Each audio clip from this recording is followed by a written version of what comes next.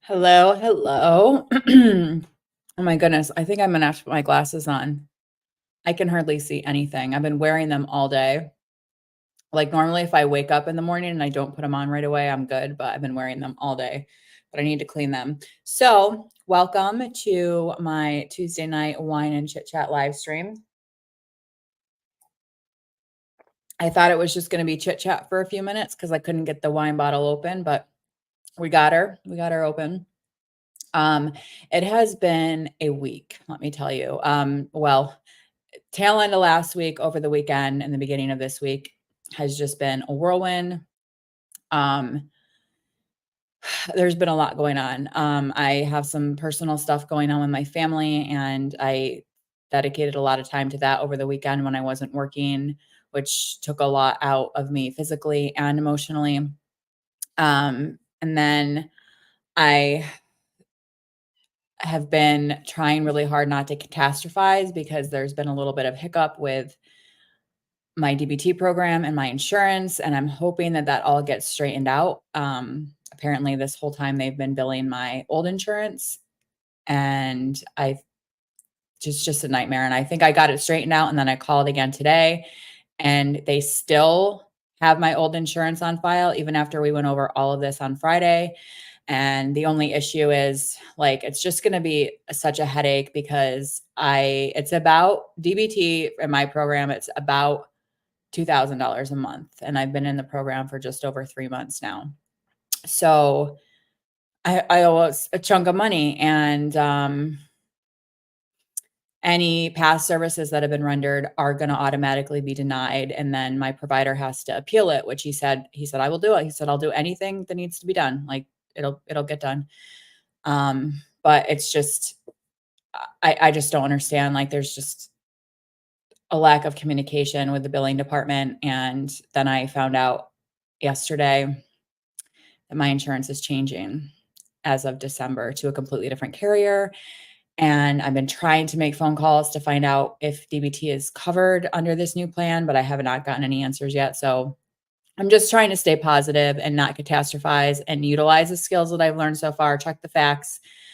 I don't know that it's not covered. I'm worrying that it's not, but it may be covered. And worst case scenario, I apply for the scholarship program, which thank God they have, and go from there.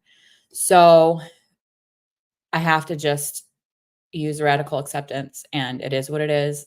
Do what I can do my part, stay on top of it, and whatever happens, happens. I can't keep stressing myself out about it.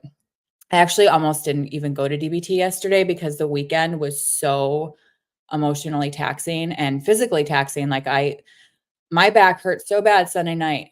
I was like, "Oh my God, I hope I can walk on Monday."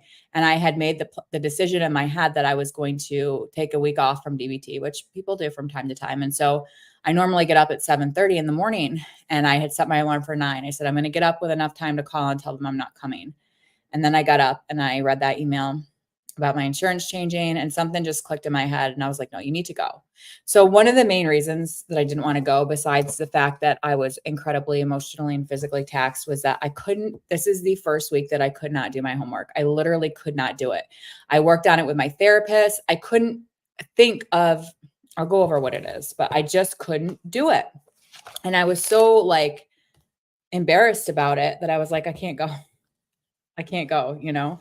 So this week, last week, what we were supposed to do was we were working on building mastery. So we were supposed to schedule activities every day to build a sense of accomplishment. And I couldn't think of anything. Like I could think of things that I could do, but they're supposed to be things that help you personally. Like, for example, my therapist is like, what about going to the gym? I was like, yeah, but like, I don't really care. Like it would be one thing if I really wanted to go, but I wasn't motivated to work on that. So I just couldn't think of anything to do for that. It's supposed to be something that's very difficult to do, but possible. Mm. So I was late because I got up so late.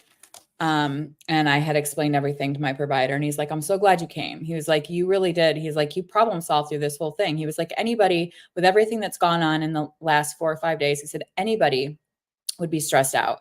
He said, you checked the facts, and yeah, he said you struggled, but you you got through and you're here, you know? So, hey, Morrison.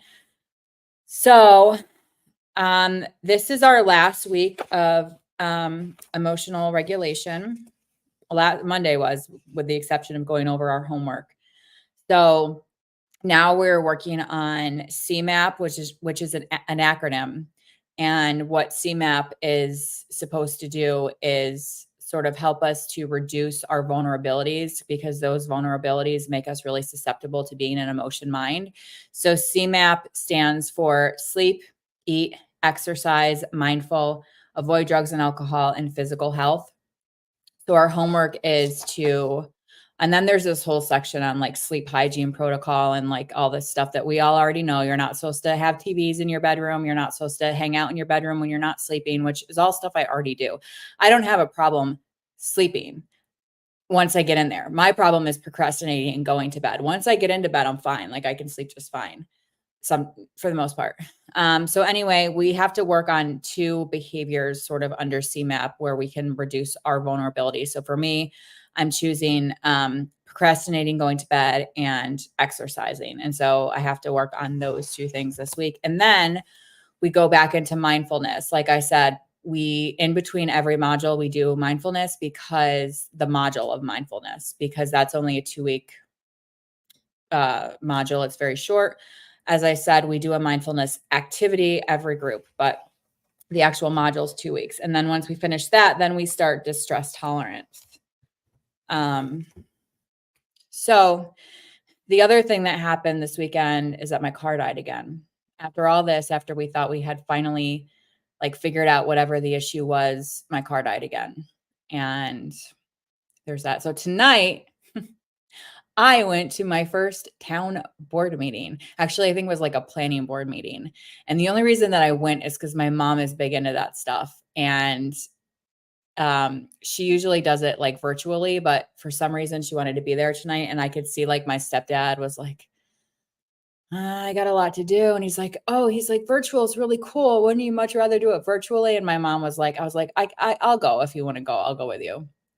And there's several projects there that she's having an issue with. I don't live in the town, so it doesn't really matter to me, but there's one in particular that had me heated. So there's obviously cannabis is legal in New York State now. And there's a person who is born and raised here. He comes from a very well-known, prominent family who has done amazing things for this community. And most of them are doctors, and he is not. However, he has a local, I don't know what you call it. Basically, he makes CBD products and now cannabis. And his idea was kind of like farm to table. He wanted to open a dispensary, but in New York, you can't have a dispensary where you cultivate your cannabis. So it has to be in a different location. And most of the people here are 100% in support of it. The people who are giving him issues, actually the person is one person who owns several properties, several business properties surrounding it. And him and his lawyer both spoke. And a lot of the reasons that they're giving, like, we're not debating the legality here of cannabis. It's already legal, but they're talking about, like, they were bringing up specific code issues, but also they were saying like, we have to be concerned about like people smoking cannabis in the parking lot and driving while intoxicated. And I was like, did a lawyer seriously just say that? And I'm sitting there and my mom's like, you want to say so? So they opened it to public comment, and I don't speak publicly. I don't like it. It makes me very uncomfortable. The adrenaline was going through me so much. I was like, I know what I want to say, and it's going to come out as a jumble. And before I knew it, I had raised my hand. I had to say who I was. And I said, look, I don't even know why we're talking about whether people are yay or nay for cannabis. That's a done deal. Cannabis is legal in New York State. However, I find it quite ridiculous that we're making assumptions that people are going to be getting stoned in the parking lot of a dispensary. Do we sit there and make assumptions that people are getting high on their opioids and their benzos in the parking lot of a pharmacy, or people are going to be driving drunk to and from the liquor store? I mean, obviously those things do happen, but like, come on. Like it just was ridiculous to me, ridiculous. But I could see several people, because we were in the way back, several people like the back of their heads and I could see them going like this when I was talking. So I was like, okay, people must have understood what I was trying to say. So that's that. I am my aunt gets to town tonight. She lands in I think like 2 or 3 hours. I'm not sure. I won't see her tonight. I'll see her tomorrow. So I was gonna wait and do this live stream tomorrow, but I have no idea what the rest of the week brings for me. What nights I'm gonna be free, what nights I'm not. I have the clam bake on Saturday. Um, and like I said, I still have kind of stuff going on with my family. So I've been spending a lot of time with them and there's just been a lot going on. So anyway, how are you doing? Whoever is here. Are there any updates with any of y'all?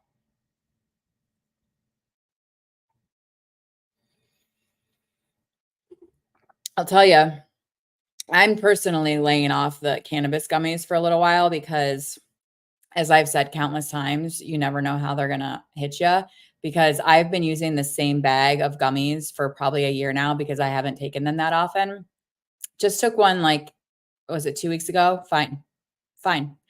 It really, I feel like, has a lot to do with what you're doing while you use it because my sister and I took one Sunday night after all this stuff had happened. And normally when we do it, we're playing games, we're doing whatever. Well, this time we were cleaning and packing and going through things. And it was, I thought I was going to have a panic attack. It was a lot. It was very, very overwhelming. Don't get me wrong. Like I laughed my ass off, but then after I was like done laughing, I was like, oh, this is too much. This is too much. Oh my God. I remember at one point, like my sister was like, why are you sitting all the way across the room? And I was like, the chairs over there are too high. They're too tall. And they're both looking at me like I'm crazy. They're like, they're the exact same height as the one you're sitting on. I was like, no, they're too tall. uh, it probably sounds super like inappropriate coming here. Like I said, this is no longer an addiction recovery channel. My addiction is opioids and food. And both of those addictions are in recovery. I drink a little bit more lately, I feel like, than I have been. And sometimes I do engage in cannabis use. So just bear that in mind. This is not a recovery centered channel anymore. All are welcome. But this is not a recovery centered channel. Oh, you're just leaving work, Morrison? I yeah, I'm hoping everything goes well with like my time off this coming weekend. I should have all of Saturday off, and actually like I'm doing a split shift on Friday, which is weird, but actually I kind of dig it. I had all these ideas of like things to talk about, and I just like I'm so I don't know, just like tapped out emotionally that I can't think of what any of them are now. I'm excited to see my aunt. I'm glad that she came. I was afraid that she wouldn't, and if she didn't, then she wouldn't be able to come here again. Like I forget, like you grow up with people, and like when you kind of see them age slowly, it's not quite as obvious. I feel like, and when my somebody had mentioned like how old she actually is, and I was like 70 something. I was like, it just doesn't. It's like it doesn't sink in that somebody's that old, you know. So I'm excited about that. I had a really lazy day today. I did not go to Starbucks. I was going to as soon as I popped up this morning. And I'm trying to get better about my sleeping schedule because I do sleep in a little bit on my days off, and I'm trying not to do that. Obviously, I'm not going to get up at 5 o'clock in the morning on my days off, but I don't want to be sleeping until 11 a.m. Like, I just don't want to be doing that. So I popped up and I was like, oh, I'm going to go get Starbucks. And I was like, I'm so underwhelmed with the pumpkin cream cold brews lately. Anyway, I don't really need to go. And so I actually made coffee at home. I went and got some groceries and gas and ran some errands. And then I came home and watched The Shining, had lunch, and took a nap. And then I went to my mom's, and now I'm home. So I had a super lazy day off today. You're gonna be driving for a little bit. That's cool. That's cool. Um, so yeah, like I said, I feel like there was other things I had to talk about. Mm, I don't know. It might be a shorter live stream tonight, but um, just because I feel like my brain is working at like 10% capacity right now. Um, I really think I need to put my glasses on though, because I can't really see what's going on. I do need to clean them. Oh, that's better. That is so much better. Oh, so last night I'm trying to figure out when I'm due for my eye exam, and I know they'll send me an email. But like last year, I didn't realize I was only eligible for new frames every 2 years. So last year I got lenses, and I used my old Ray-Ban frame. And so this year I can get new frames, but I was like, I kind of want to use my Burberry frames because I have all these frames that I've like worn for a week. So I went to look for my Burberry frames last night and I can't find them anywhere. And I feel like I must have lost them in the move because I found my Prada frames and I know all the other ones I threw out when I moved because I knew I was never going to use them again. And they just weren't like great frames or whatever. But I loved my Burberry frames and I can't find them anywhere. It's a possibility that they're down in storage, but I don't go down there anymore because that is where the mice live. Mm. So there's that. Um, let's see. I don't think I can. I don't know how to play it because I can't I'm not gonna share my screen for Discord, that's for sure. And if I play it on my phone, I don't think the sound's gonna come through because of like the noise canceling that StreamYard does. I don't think it's gonna play through. So Morrison created me this AI song. We were giggling because we saw somebody else had created somebody an AI song and it was ridiculous. So Morrison's like, I'm gonna create, or he just sent me this link for this AI song that he created me. And actually, I was with my mom and my sister, and we're listening to it, and I'm going, that's rude. That's rude. And I knew like you didn't write the whole thing. You know what I mean? I'm sure like I knew at that point before you had told me that like you probably just gave certain prompts, but it's something like he titled it something like or prompted like Kimmy the New Yorker that has BPD or something like that. It was interesting, that's for sure. Hey, John Fry, how are you? How's it going? Oh my gosh. I meant to play around. Like I was going to go to that website or whatever and play around with it, but I haven't had the chance yet. That is so funny. I mean, some of it was like a pretty song, and some of the words were really cool. Like, they sounded really good. But then some of the phrases, I was just like, that was rude. That is rude. Um, so you're blessed. That's cool. I am too. I am too. I'm stressed the fuck out, but I am blessed. I am blessed because I have a really, really good support network of people that I can count on and that are helping me through. And life throws you curveballs. These things happen. And I feel like right now I have more tools to deal with these stressors than I've had in the past. So um it'll be okay. It'll work out. It'll work out the way that it's supposed to work out. I just have to remember that and remember to use the skills that I've learned thus far and check the facts because when I'm catastrophizing, I'm not checking the facts.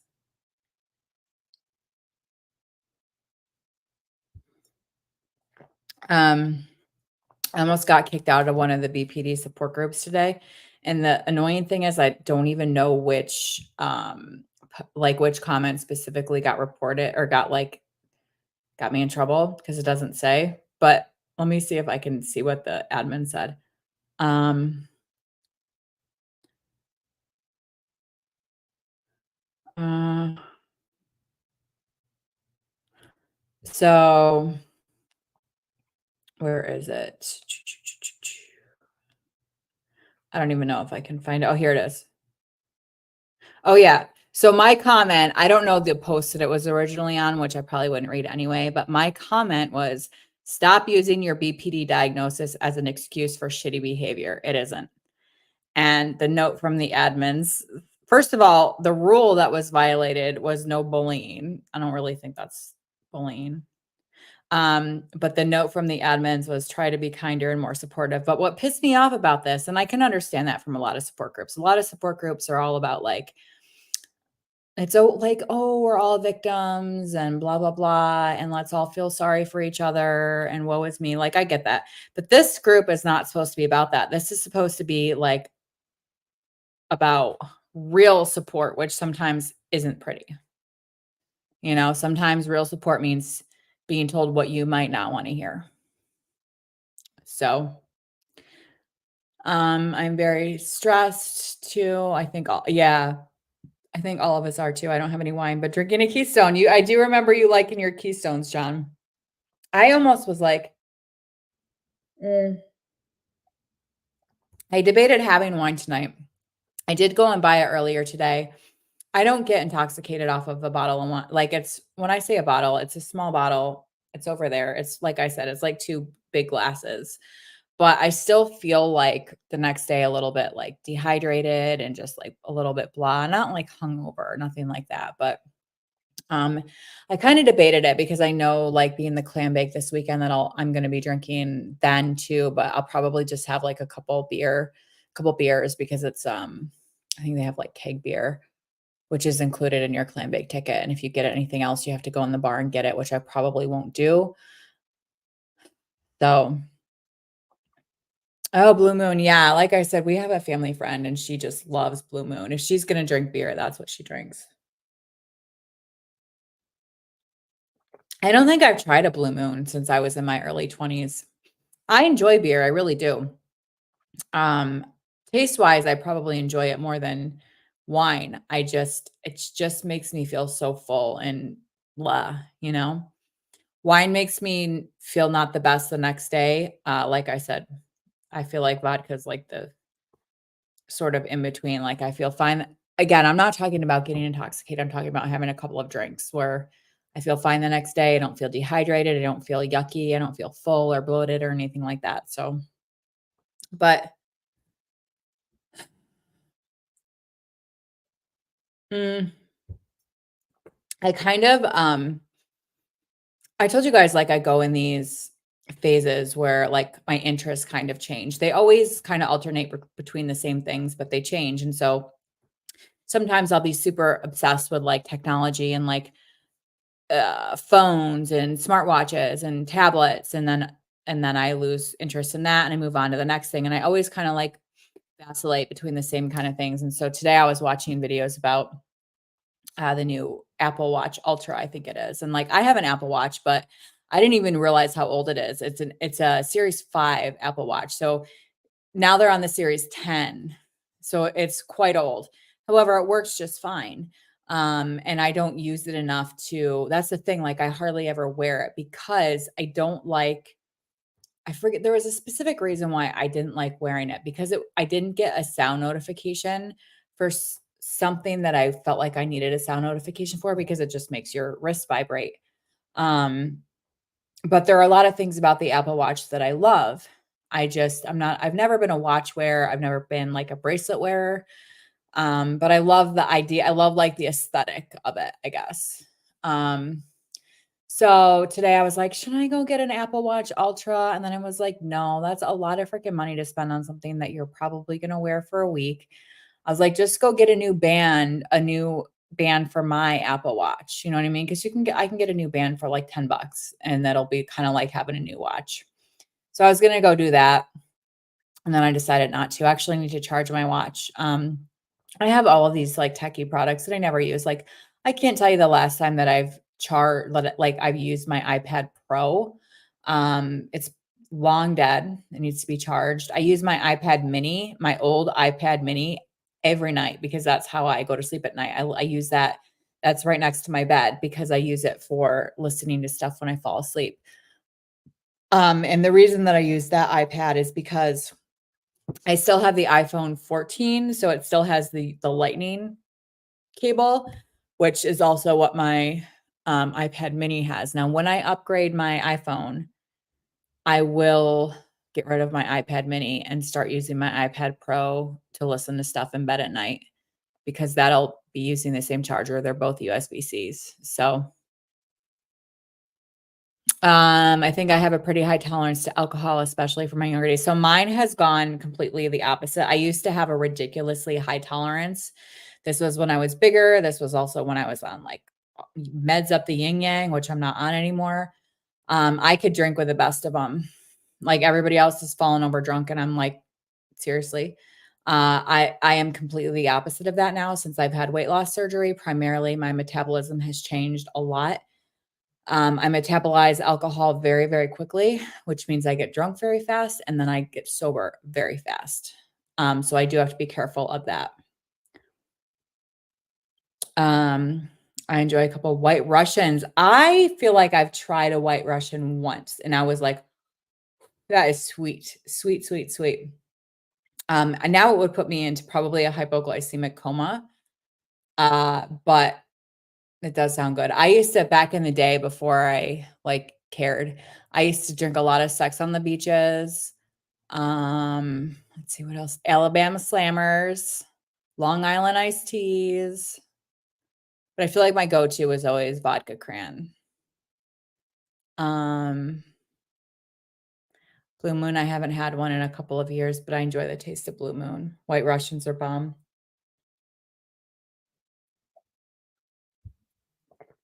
I think it was like always kind of the color, like just the white creaminess of that always like kind of skeeved me out a little bit. I don't know. I don't know. Oh, so I don't know what you guys want to talk about. I'm hoping, I don't know. I think Morrison, you said you potentially maybe going live later in the week. Like I said, I can't make any commitments this week because I have no idea what's going on in terms of like when my aunt is here and my work schedule is a little bit different just for this coming week. So I don't know what's going on. I'm about to grab my beer, keep talking. Long Island iced teas have got me in trouble. Yeah, yeah. They're just like they're just too sweet now. Like they just get I'm sure they gave me gut rot back then too. I remember like the first things that I ever drank when I was like a teenager were, do you guys remember Zuma? I used to love Zuma, I think was probably my favorite. We drank those and like Mike's Hard Lemonade and there was another one. There was another one we drank, I can't remember what it was, but Zuma was probably my favorite. I loved that.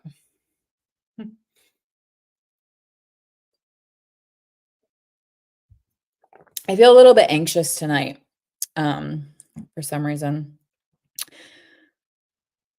I always say for some reason, like I said, there's been a lot going on, so it makes sense that I'm anxious, but, like, I don't feel like I'm anxious in my head. It all feels like my body is exhibiting physiological symptoms of anxiety, but I don't feel like I'm necessarily worrying about anything in my head. Surprisingly, through all of this, heightened stress levels for the last 5 or so days, my OCD has not been bad, which is crazy because OCD is like part of anxiety. And that's how, like, I usually know my anxiety is high because of my OCD checks, and they've actually not been bad the last few days. So, Zuma, Zumba, Zima. Yes, you're right. You're right.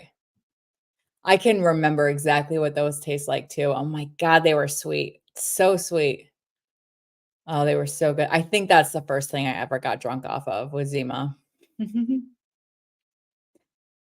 Oh, Stephen John's calling it Zuma. I drank Zuma with some kind of raspberry drink back in the day. They probably had flavored ones. I don't remember. I feel like it had sort of like it was like a very tart, like lemon lime flavor kind of ish, right? Or no? Mm. You know what I realized the other day? My stepdad pointed out, and then I've been like hyper fixating on it because he was in the car. I forget why. I was in their car coming back from Starbucks, and he goes, I'm sitting there drinking my coffee, and he goes, why are you sticking your pinky out?" And I was like, "What?" And so, like, I would try to, like, not do it, and then I'd be like, "Boing," and it would go right back out, and then I try to bring it back in. It's not a hoity-toity thing. I think it's like a nerve thing. I can do it with wine, but, like, if I'm drinking from a cup, I have noticed my pinky is always out. Always.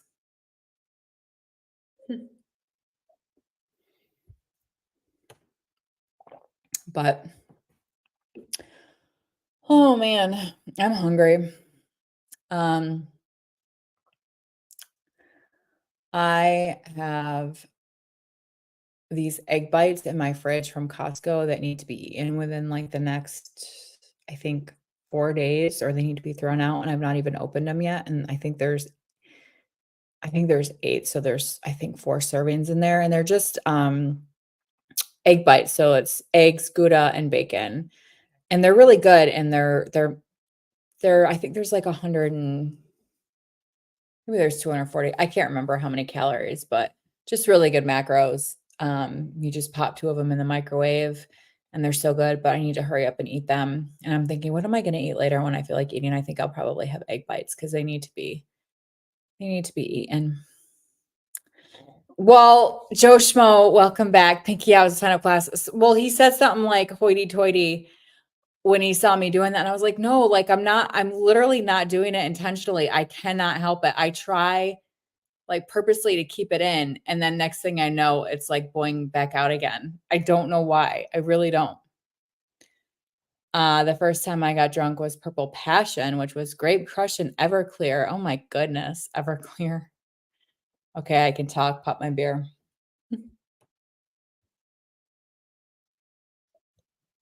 I got another pack today of the, Frito-Lay, like, mini bags. I keep telling myself I'm not gonna rebuy them because then I just eat them, but I think they've been lasting me pretty well. Like, lately, how many are in this pack?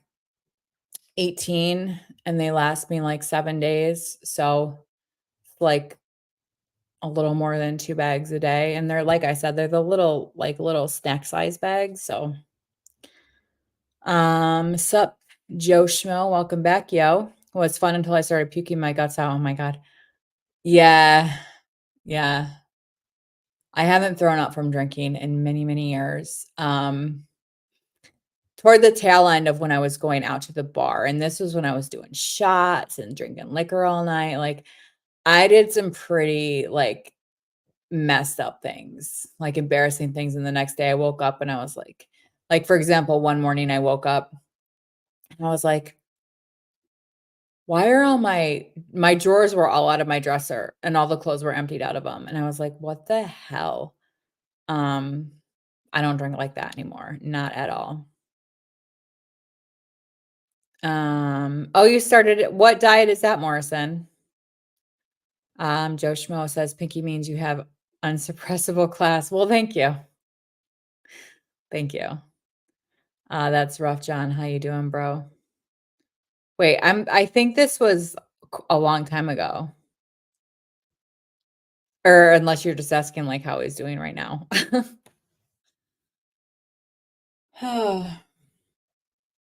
Mm. Let me just send out a quick text message. Oh, oops. Oh, of course. Let me see.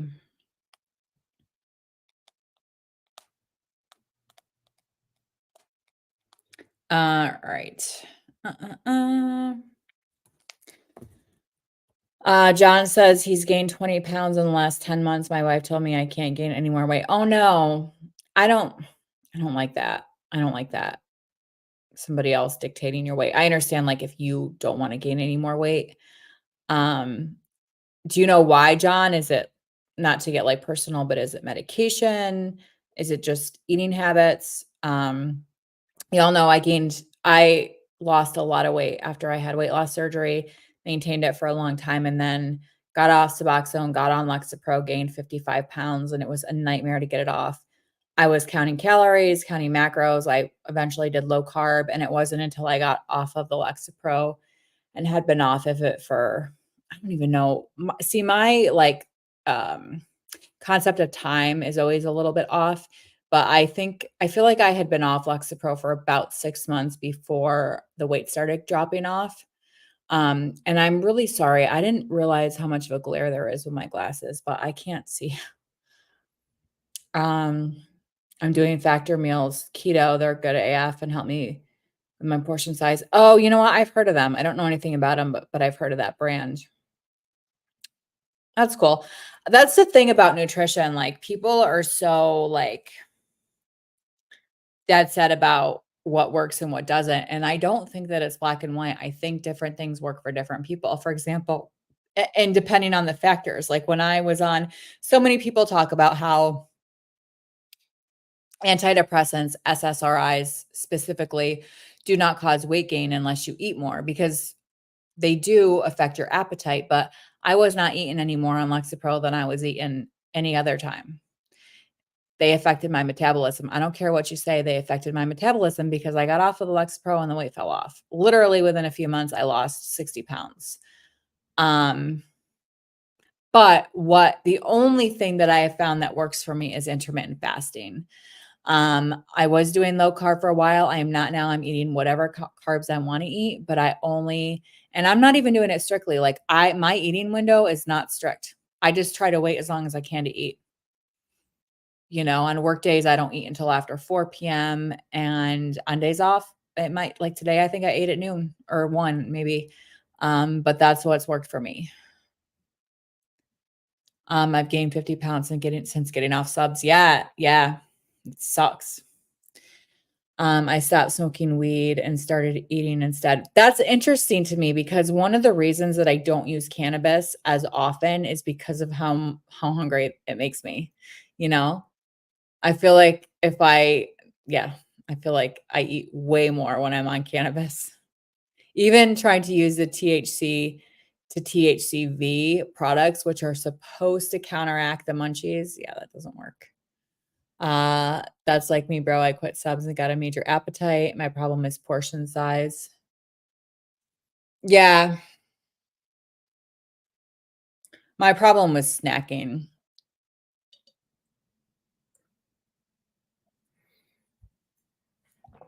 I understand she doesn't want me to be fat. She is not skinny, but she maintains her weight. We both want to be healthy for each other. I 100% understand that, and I also understand that, like it or not, attraction is very important in relationships. However, you know, there are extenuating circumstances, things that sort of can make you affect your metabolism or make you gain weight outside of your realm of control, you know? Um, I'm intermittent fasting with the meals. That's cool. Yeah, so I try to eat twice a day. Um, doesn't usually work like that, but that's what I try to do. Something you need to be aware of on keto, your gallbladder and liver have to process a lot more fat than normal. So I don't know what Morrison's doing. I always did dirty keto. I was not eating high fat.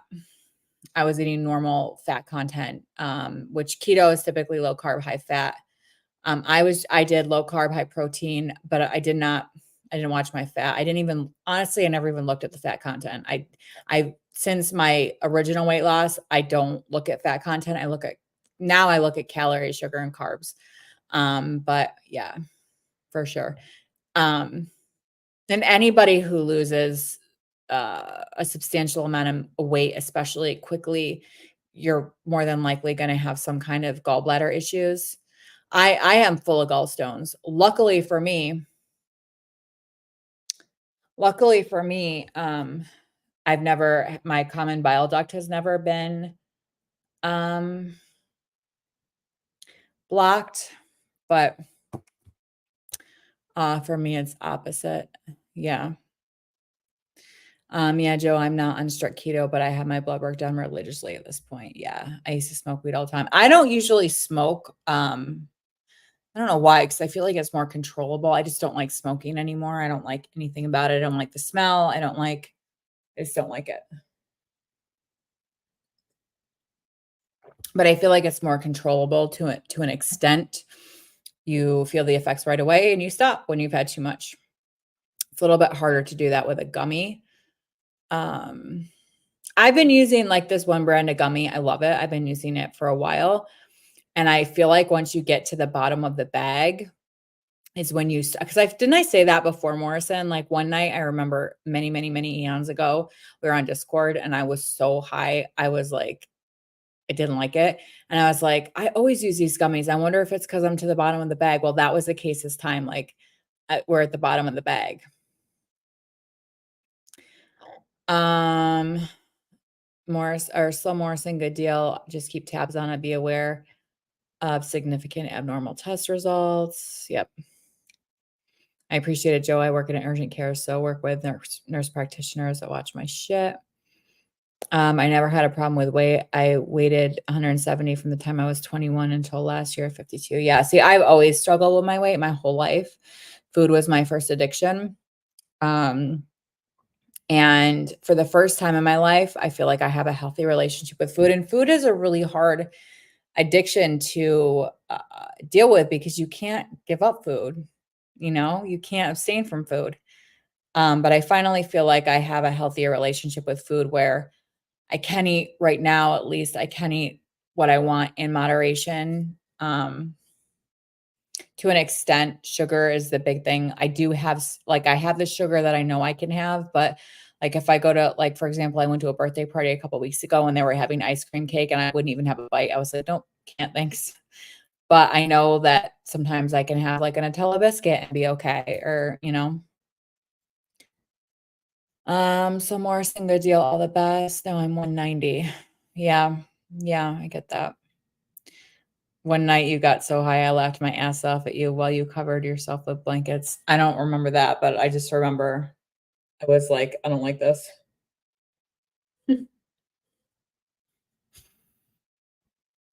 That's the thing, like, it just hits you out of nowhere, and you're like, "Crap, I'm already in it." I remember at one point, like, this weekend, we were going through a closet. My mom, my sister, and I were going through this closet, and my stepdad had left. He was like, "You guys do what you're gonna do." Like, he knew better. And my mom was getting so annoyed, which is funny because usually she laughs at our antics, but she was so annoyed. Now we were all like high stress after the weekend. Like we were all our stress levels were high, but you could just tell how annoyed my mom was getting because my sister and I just like we just like couldn't understand what like she was saying to us. And then at one point, like I went and sat on my sister's couch and I just was sitting there and I was going, I feel like I'm sinking into the couch. And then I just started laughing because I was like, "Into couch, indica."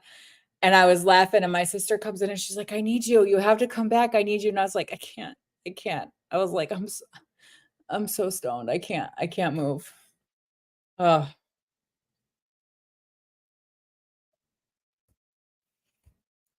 um, blessings, Joe, mom. I know she was so like I said, normally, like when my sister and I do a gummy, my mom almost acts like she's taking a gummy. Like she laughs with us and she's so funny.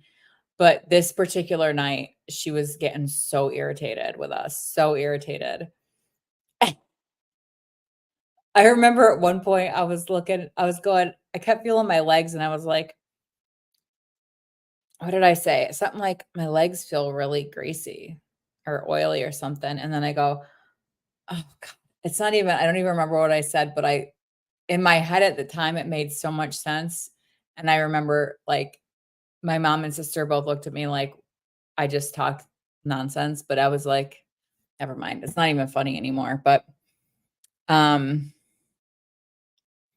I can imagine she was done. Yeah, it was just a really stressful week for everybody, and that was kind of like how my sister and I, like, dealt with it at the end, like, we had done most of the stuff that we needed to do, gotten the hard work out of the way, and took a gummy, and so we were able to kinda let loose and laugh and have fun, and my mom was not, so I actually have a little bud. Oh, my brother gave me a few months ago. Oh, nice. I have pre-rolls. I always keep some pre-rolls, but I very rarely use them.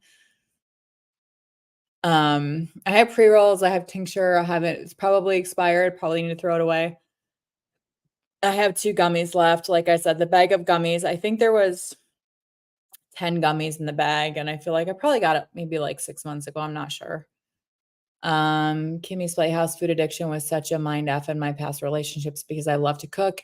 It's my love language, so to speak. And they had food addiction, so I got blamed for being a good cook. Yeah, no, you can't blame anybody else for your addictions. I'm sorry that that happened to you, Joe Schmo.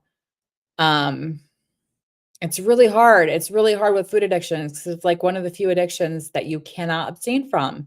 So it makes it really hard to find that balance because when I first lost all of my weight, well, that's not true. So I had surgery. I lost all of my weight. And once I was healed and like 2 years out, I was able to reintroduce things that I liked in moderation and practice that moderation.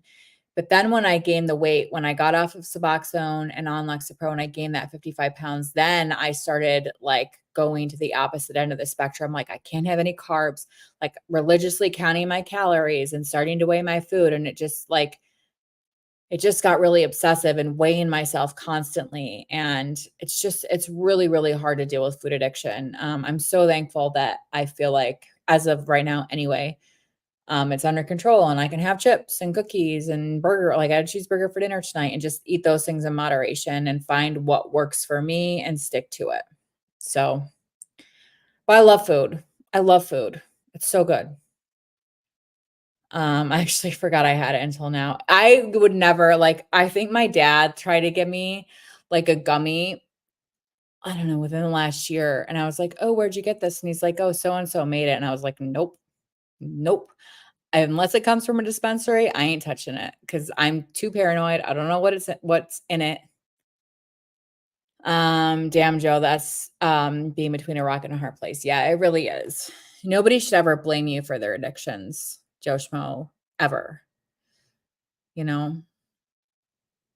John, you chiefing out? Oh, I think you mean chefing out.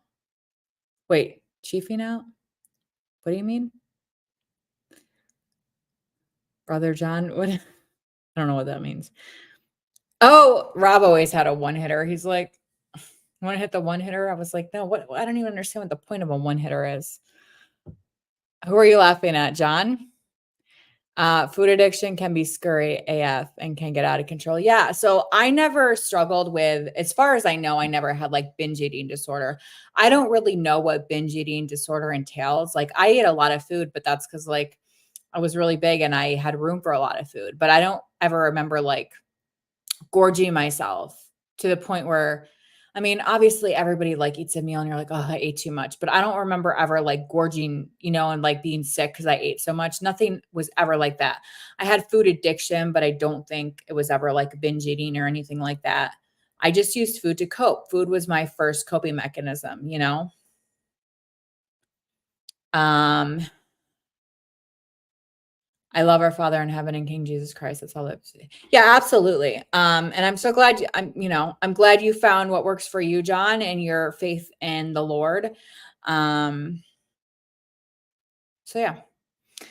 Nowhere in the Bible does it say thou shalt not smoke. That is a good point. That is a very good point. Mm. OMG, your truth is so enlightening. I really appreciate your personal truth and being willing to share.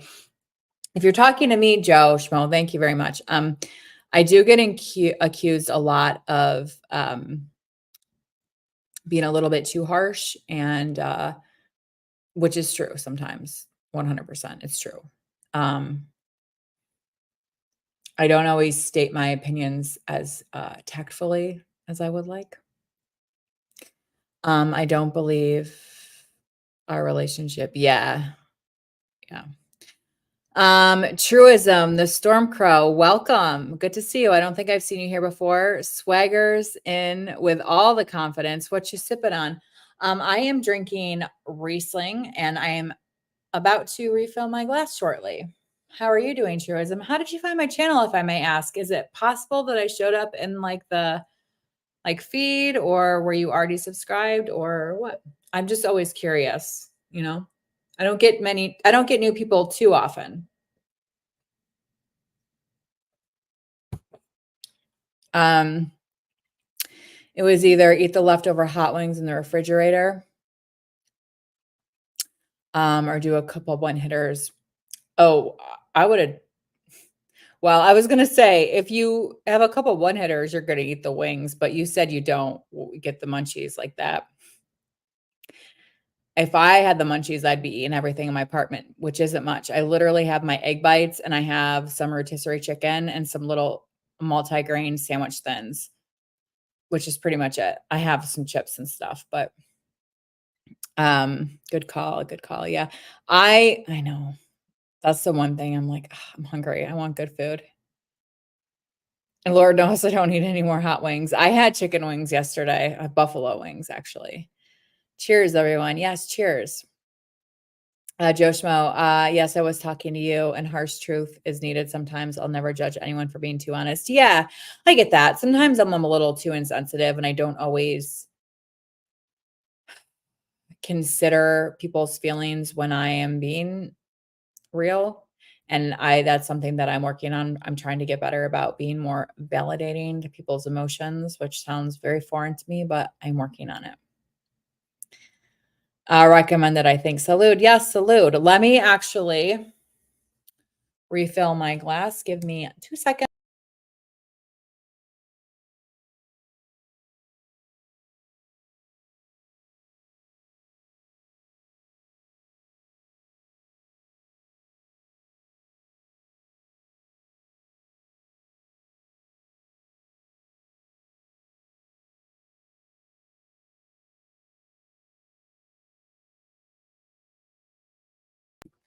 See, this is my second glass. Very, very tall, but that is the end of the bottle. I'm actually going to have a piece of gum first because I'm having a little craving for one. So I'm going to have some gum first. I have 8 factor meals. Good thing I'm not high. Oh my goodness.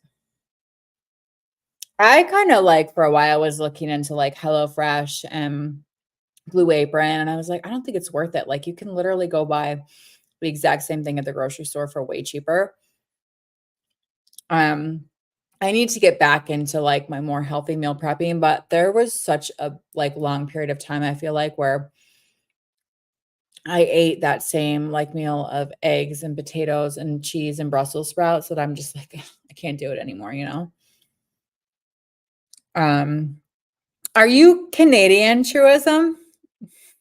Just curious. HelloFresh is fun, but Factor is actually cheaper, is it? See, I don't think like here's one of my things. Like I see people listen, I left the fat acceptance community and the health at every size movement a long time ago because I think it's bullshit. I think it's enabling. But one of the biggest, I feel like, excuses that I always heard was that eating healthier is so much cheaper. Or I'm sorry, eating unhealthy is so much cheaper than eating healthy. And I'm sorry, but I think that's a load of shit. If you go to a restaurant, yes, like McDonald's is way cheaper than like going to like, I don't know, get a salad somewhere. Yes, but when you're going to a grocery store, I think healthy food is way cheaper. You don't have to buy organic. You know what I mean? Like I'm talking about like protein and vegetables and fresh produce. That is way cheaper than processed packaged shit. Way cheaper. I don't spend a lot of money on groceries at all. I spend more money on cat food than I spend on food for me. I think I trained myself back in the day to eat before I smoked because every time I ate after. So that I always try to do that and it never makes any bit of a difference. Like literally the other night, I we took the gummy and ate dinner right after. And now, mind you, this was a fast acting gummy. Most gummies can take up to 2 hours to take effect. This one takes about 20 to 30 minutes. Probably 2 hours before full effect. But so we took the gummy and then we had dinner. And then my sister always like her munchies kick in like an hour or two. For me, it's like probably 3 or 4 hours. And then I'm like, I need to eat. So I was already home by then. And I do like actually notice a little bit of a difference with the THCV in that I'm satisfied. Like I think I came home that night and had one of those little small bags of chips and was totally fine. So I do think I noticed a little bit of difference in kind of the level of hunger with those gummies. That's yeah, no, Morrison, completely. I feel like it's an excuse. And like I said, it depends. Like again, you can go order a shit ton of food off the dollar menu at McDonald's for way cheaper than you could go order like fresh salads or whatever, whatever. And you don't have to eat salads either. Like that's another myth. But when you're going to get groceries, healthy food is much cheaper. Again, I'm not talking about organic because I don't buy organic. That's probably more expensive, but sometimes you just need a good grilled ribeye steak with prosciutto, wrapped asparagus. So I'm trying to even think if I've ever had prosciutto before. I'm sure that I have. Ribeye is like my jam. I love steaks. I actually, now that you mentioned that, I've not made a steak once since I've lived in this apartment, which needs to change because I love steak and I love asparagus. Um, Add some kind of potato to that meal, and that's like an orgasm. TMI. But yeah, add like a potato to that meal and it's perfect. Heck yes, Joe. Yeah. One of the contractors I work for had a cookout Sunday night, 4 filet mignons. Oh, yummy. I love ribeye is probably my favorite, but filet mignon are good too. Like I said, I have this clam bake Saturday, and the last clam bake that I went to, as I've said, unfortunately, I drank a little bit too much, and so I stopped eating. And I think I only ate 4 dozen clams, which this is a clam bake. Like the whole point is to eat clams. So if I don't eat at least 8 dozen clams on Saturday, I'm gonna be pissed. Um, that sounds incredible, John. Yeah, it sounds really good. I regretted it yesterday morning. Really? Well, 4, that's a lot. Well, filet mignon cuts are usually they're thick, but they're usually smaller. I don't know how many ounces, but I'm hungry, gonna warm up my meal. Oh, what is it? Italian herb roasted taters. Oh, that sounds so good. When I was growing up, if you had asked me what my favorite food was, I would have always said mashed potatoes, mashed potatoes. Now I prefer more roasted potatoes. But you know what I was thinking about the other day? In my entire life, I feel like I've only had a baked potato maybe once, if that. I don't think I've ever actually had like a real legit baked potato with like I don't know, do they like sour cream and all that jazz that they put in there? I don't think that I've had one. When I was a kid, though, my grandma used to make when we were sick. I mean, I guess it was kinda like a baked potato, but not with all the fixins. Like, she would make a potato, cook one in the microwave, and mash it up, skin and all, and then she would put a little bit of butter, salt, and pepper, and she would pour milk over it, and it would be like a really milky thing, and that was always what we ate when we were sick, and that was the only time I ever wanted it, but it was so good. I ate a whole lot of other food too. Yeah, so I have somebody that I know that's coming to the clam bake who she hasn't come in quite a while because she's like, "I don't like clams." So I mean, the tickets are really, really expensive. So she's like, "It's not worth it if you don't like clams," because the other food is like hot dogs and hamburgers and potatoes and corn and, barbecue food. Um, but I'm sure I'm gonna be eating a lot of food this weekend, a lot of food. And they make the best New England clam chowder too. Basically, I just ate way too much. Yeah. I know I'm kind of half regretting not trying to get the day after the clam bake off because I'm like, that's probably more important that I have the day after off, you know? Loaded baked potato, butter, sour cream, chives, bacon bits, cheddar cheese. Yeah, that sounds so good. So good. Ground beef and thyme, cottage pie with Parmesan butter. That sounds really good. Minus the thyme. I don't love thyme. But that sounds really, really good. You guys are making me hungry. What the hell? And my stepdad, like right before I left, he's like, "Do you want to bring a leftover burger home with you?" And I was like, "No." I was like, I'll just eat it tonight, and I don't need to do that." And now I'm like, I wish I had that burger."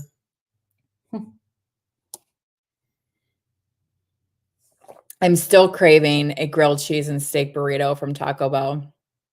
Still craving it. Oh man, I don't know. Do any of you guys suffer from allergies? I never had allergies until the last couple of years, and I have had these headaches on and off for the last, I feel like 2 weeks, and I feel like it's gotta be allergies, like, I don't know what else it could possibly be. Um, but it's a little bit annoying. I literally like just started to get a headache 10 seconds ago, which is why I thought of it.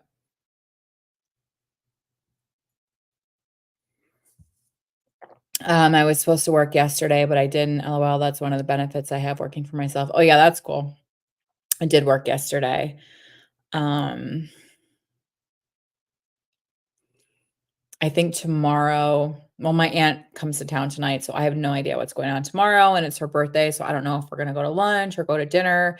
And I also have things that I need to do with my mom and my sister, but we haven't like finalized a time yet because I don't know what's going on with my aunt. So, um, yeah, I don't know. Um, COVID totally spoiled me on DoorDash and Uber Eats. I eat more late night meals than I did. Yeah, so that's why when I started doing intermittent fasting, I chose that later eating window because I eat later. Like I can go, for example, on the weekends I work at 6 a.m. to 4 p.m. and I'm fine not eating until after that. Like I usually have my first meal a little after 4 when I get home, and that's totally fine. But if it were reversed and I like my eating window was earlier in the day, I would be screwed. I don't need to eat early in the day, but I don't have a ton of DoorDash options here where I'm at now, which I'm so thankful for because for the last couple of years I was living in a different town and that's when all of a sudden I had all these DoorDash options available for me and I was like, "Oh my god, this is so cool." And definitely I spent a lot of money. I actually think I had Dash Pass for a little while, and then I was like, "I need to get rid of this." Um, but yeah, I live in GA, of course, I suffer from allergies. I don't know what that means, but like I said, mine are relatively new. I've just been sneezing a lot. However, like I said, you guys know I sneeze every day since coming off Suboxone. Even what are we? I feel like, am I 3 years in December? Or 2 years. No, I was 2 years last December, right? I feel like I'm 3 years. So, the annoying thing is I have the SoberTime app, but I had it for pain pills on my old phone, and this phone is Suboxone, not pain pills, so I don't know. Okay, so, yeah, it'll be 3 years in December that I've been off of Suboxone. What was the point of what we were saying? Oh, so I'm still like, regardless, I still sneeze every single freaking day. Um So, I'm sorry. I got all these people, like, angrily responding to my comment on BPD support group page. Georgia, yo. No, I know, but, like, I don't know why the allergies would be worse there than anywhere else, I guess.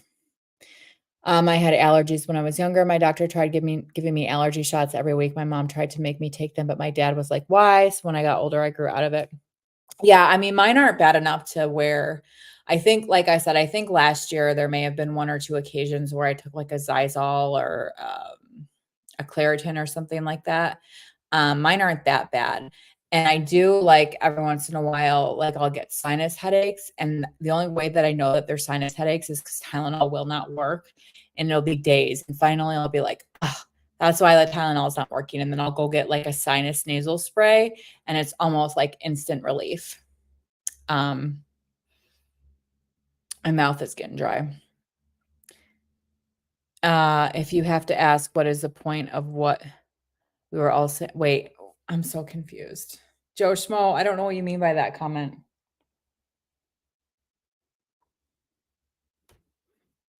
Sometimes, Joe, something you should know if you stick around, like sometimes I'll get so far, I'll either dissociate or forget what we were talking about. And like, I have no idea what your comment is in reference to. So I'm really sorry. If you have to ask, what is the point of what we were saying? We're all screwed. I have no idea what that's in regard to. No clue. So, Joe, what kind of like realm of YouTube are you in, if you don't mind me asking? Like, if you had to kind of pick, like, I guess, like, what's the topic that you watch about the most? You know what I mean? Like, so I'm originally from like the addiction recovery community, but I watch a lot of booktube, a lot of crime, true crime stuff, things like that. Like Morrison likes true crime and religious stuff, and same with John, like religious stuff. So kind of what's your, I guess, niche? Dissociation, it's all good. We're all good. Yeah. And oh yeah. Well, I feel like that may have been what we were talking about the night that you found my channel, which maybe was why I showed up in your algorithm. I remember there was one stream I was doing. It was a wine and true crime, and I privated it right after because, like I said, I need to keep my mouth shut because I am so far removed from like researching these cases that I had said one or two things that were not true because my memory is shitty. And one thing I said, I was like, oh, my theory is this, that, and the other. And that's not a theory at all. Like it was proven, you know? So I privated that live stream because I felt like such an idiot.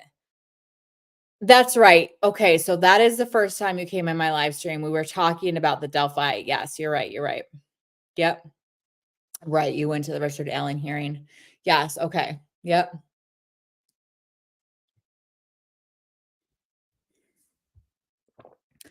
Um, John said, I tried a tiny little piece of Suboxone strip and it fucked me up bad. I snorted an 80 milligram oxy back in the day, and the tiny little piece of Suboxone fucked me up down and out for 2 days. I remember you saying that you did a little piece of Suboxone. John, just for my own curiosity, not that it matters, do you remember what dose the actual strip was? I know you said that you just did a little piece of that strip, but do you know what dose the strip was? But I'm not surprised. Listen, my drug of choice, my addiction was Norco, okay, hydrocodone. And I was prescribed 8 milligrams of Suboxone, which ended up being my maintenance dose. However, it was way too much for my first dose. I took around 2 milligrams for my first dose. So I took a quarter of an 8 milligram strip against the advice of my doctor. And I was fucked up. Fucked up. High. Not fun high, not pleasurable high, but fucked up. Now, granted, like I had a really hard time physically adjusting to Suboxone. My body did not like it. I was very sick, and it was not precipitated withdrawal. It was nothing like that. I just was really, it was like the only way that can explain it is like it was car sick times like 10. It was horrible for like probably the first week or two. And then I stabilized on it. I stabilized on 2 milligrams, went up to 4, went up to 6, went up to 6, went up to 8.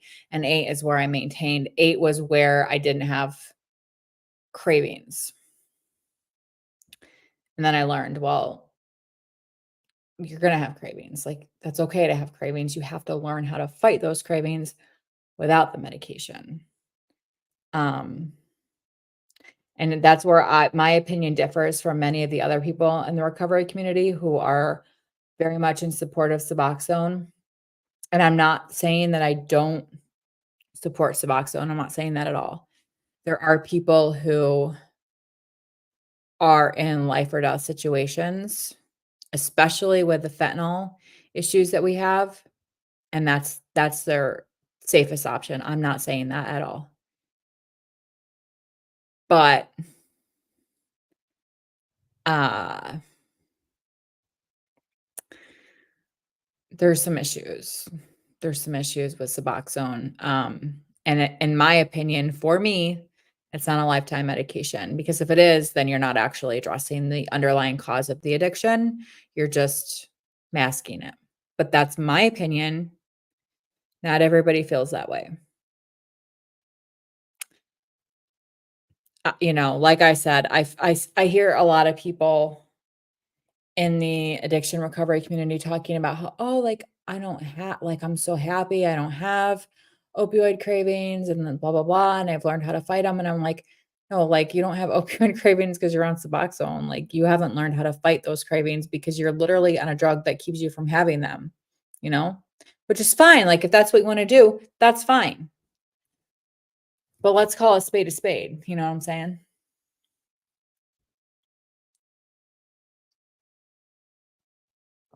I'm not sure I was sleeping and puking. Oh, wow. Oh, sweating and puking.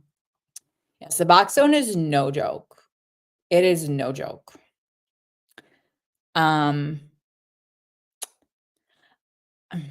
I still don't necessarily think it should even be first line treatment.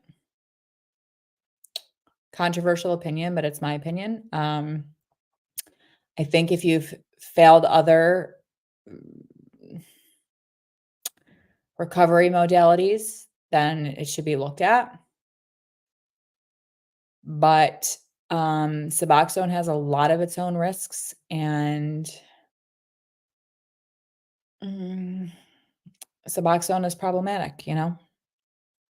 But again, you have to weigh the pros and the cons because everybody's situation is different. Like there are people out there who are almost ODing on fentanyl on a regular basis. And is Suboxone a better alternative for those people? Probably. Probably. You know, that's a decision for them to be discussing with their doctor. But I don't know. I had a former girlfriend that was prescribed that level of Suboxone in Indiana, I assume. And when she moved to Ohio, they wouldn't allow her to continue that dose. Are you talking about 8 milligrams? So she had to work on reducing her daily dose rather quick. Because so I think so there's been research done. So Suboxone has a ceiling. So it has I can't remember now what the ceiling is. Morrison, if you know, chime in here. I almost feel like the ceiling was somewhere between 18 and 24 milligrams. And there are people who are on 32 milligrams, and it's just like, why? Like, it's literally placebo effect. Like, you think it's an addict brain, more is better. Like, that's like just end of the day, more is better.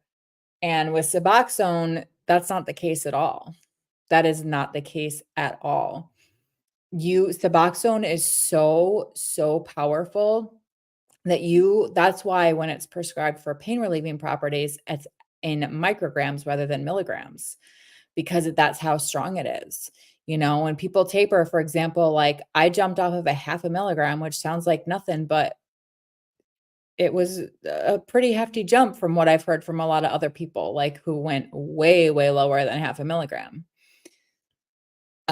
Sub should not be the go-to treatment. Yeah, absolutely. Like I said, like if you weigh the pros and the cons and that's what you come up with, then fine. Like again, like there are people out there overdosing every day and Suboxone may be their best option, but like it really needs to be a discussion. And in my opinion,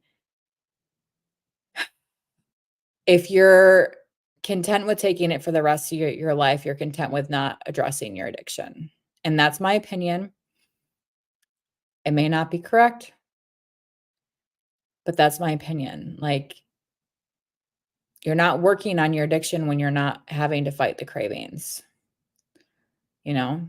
Because eventually that fight goes away, you know? Like, you don't, it's not like every day. And again, like, I've never used I've never recreationally taken fentanyl or heroin or anything like that. So I can't speak on all of that.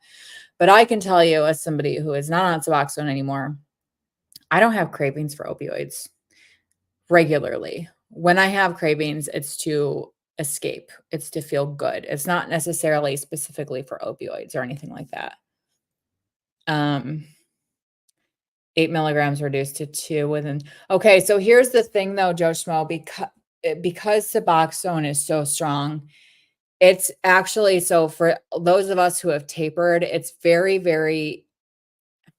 it's relatively easy to go from any dose, whether you're talking 32, 24, 18, 16, 8 to 2 milligrams. It's a very, very easy jump. Most of the time, most people don't even feel any kind of withdrawal effects. It's once you get below 2 milligrams where you really start to feel the withdrawal.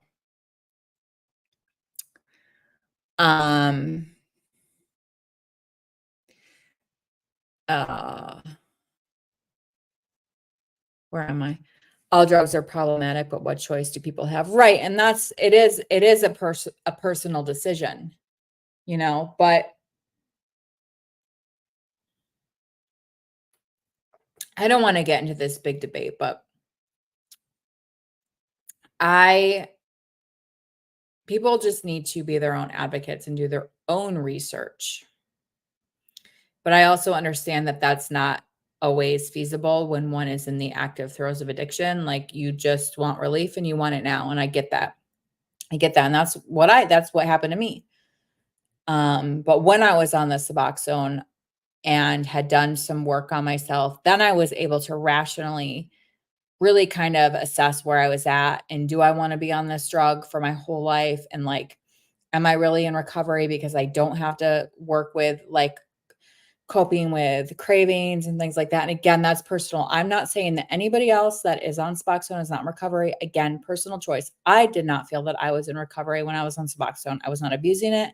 I was taking it as prescribed, but I did not feel as though I was on recovery when I was on Suboxone. So that's just me. 8 milligrams to 2 within 3 months. Actually, I don't think that's bad at all. I went to eight. I went from 8 to 2 in a couple weeks, I feel like.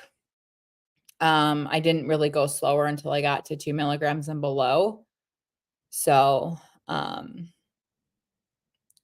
says I will never do Suboxone again. Yeah, I don't blame you. Praise God, I'm off it. Yep. Yep. Yeah, so coming off was no fun. Like, for me, it wasn't horrible. It was doable because I was ready and I wanted to be off of it more than anything. And so it was doable. I felt like I was paying my dues. And it wasn't that bad, but yeah. She had leftover scripts when she got reduced from 8 milligrams to 2 milligrams, and she would use those to bridge the gap until she ran out. And then I got ugly. Yeah, that's rough, Joe. I mean, it sounds like maybe, I don't know. I'm not her. I don't know what she was going through, but all I can say is that most people don't experience too much withdrawal until they're below 2 milligrams. It's usually at that point, it's still kind of psychosomatic.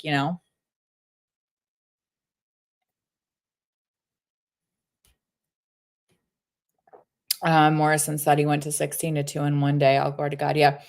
Yeah, you did your first taper very quickly. I don't remember my timeline because I didn't start documenting it until I got off completely. No, that's not true. But I'm pretty sure I was below 2 milligrams when I started documenting it, and I wasn't doing it regularly. Um, but I do think I went from 8 to 2 relatively quickly. I think I went to 8 to 4 to 2, and it was totally fine. I'm on the pages useless. I don't have all the answers, and I'm not necessarily the man I should be, but I think the father, I'm not the man I used to be. Yeah. Yep.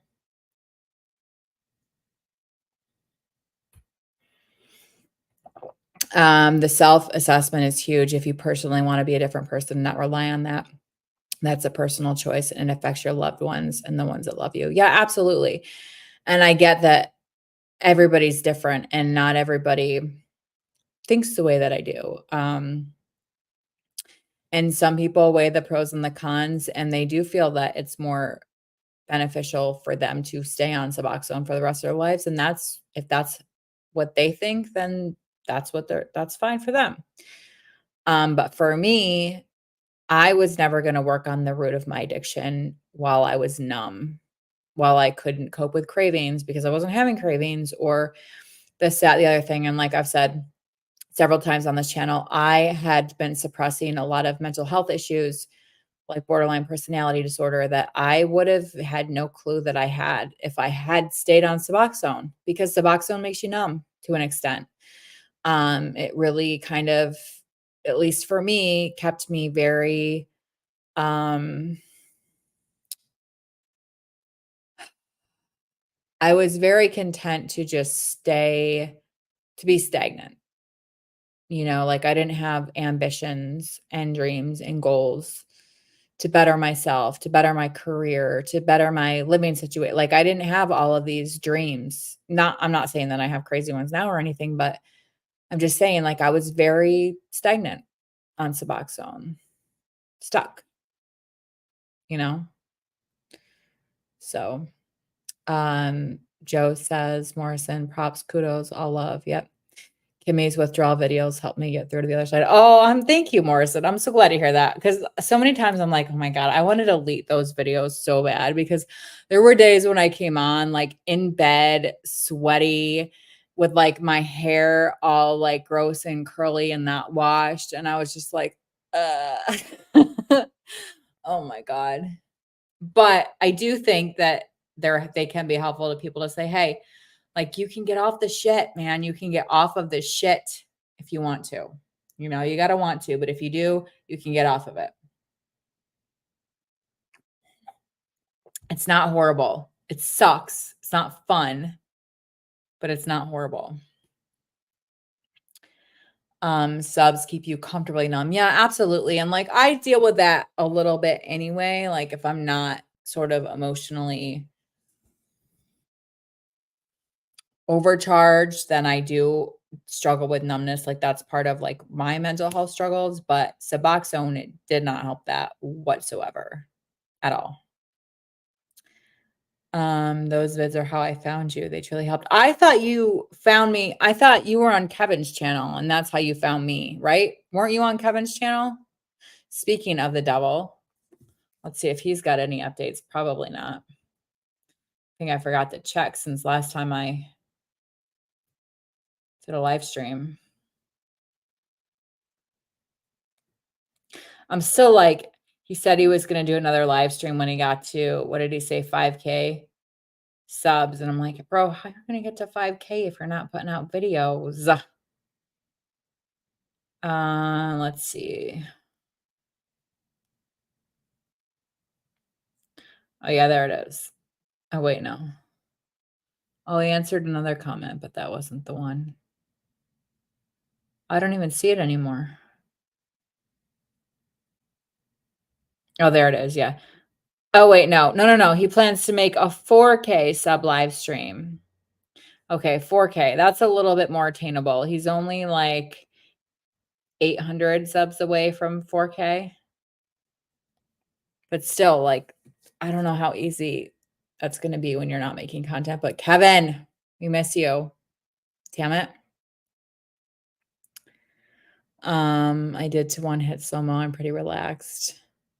Actually, I'm pretty sure I always have a vape pen in my purse. I never use it. The battery's probably dead because it's like a disposable one.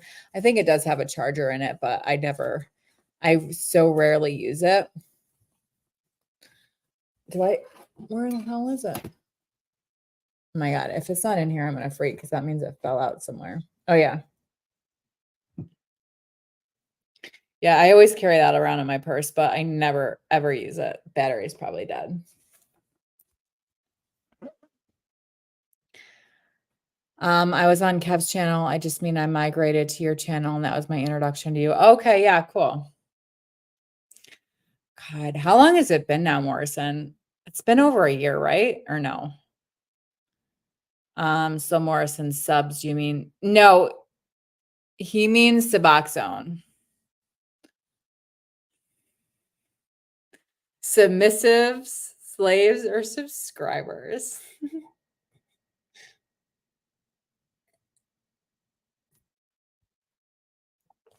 John right on. It's a lot better. Yeah, it's so much better for you than Suboxone, so much healthier for you than Suboxone. Yes. A year and a half. Oh my gosh. We've been communicating for a year and a half? Really? Wow. I'm trying to think how far I was, like when I came on, like when I found Kevin's channel. I'm pretty sure I was over a year off subs because I'm almost like I'll be 3 years off in December. So it must have been over a year off. Because I remember being like, oh my God, I wish I had found you guys while I was doing like my taper. Um, yeah. Jeez.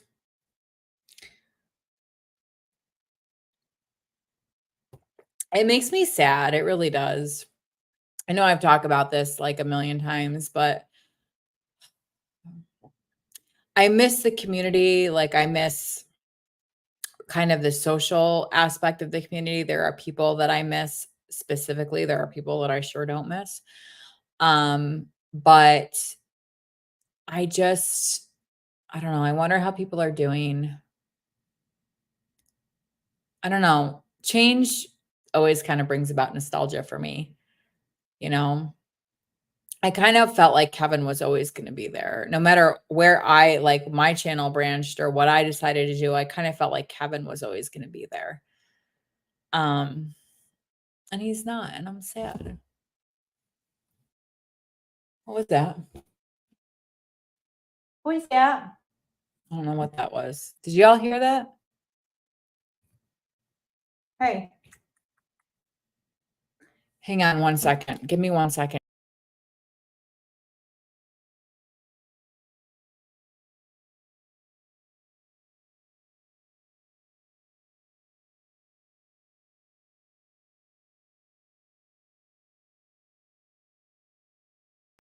Sorry. Bentley was, like, spazzing out and poking at something at the couch.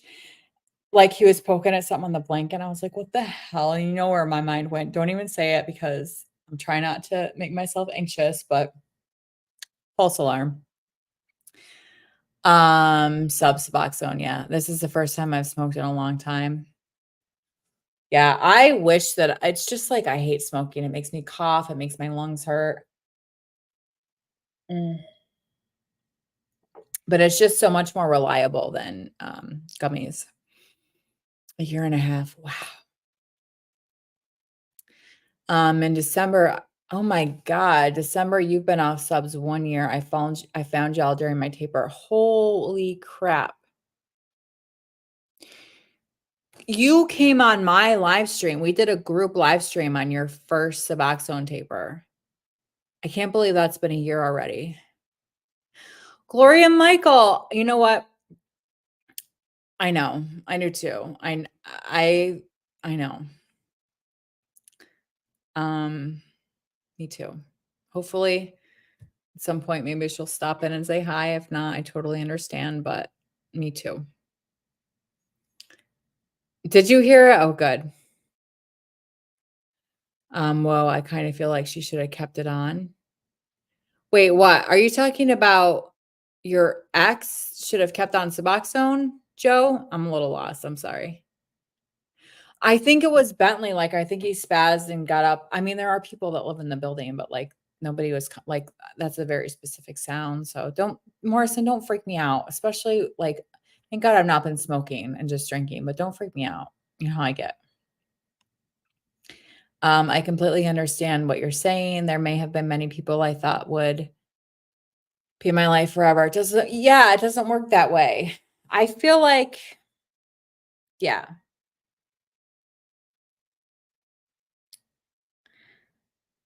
I agree.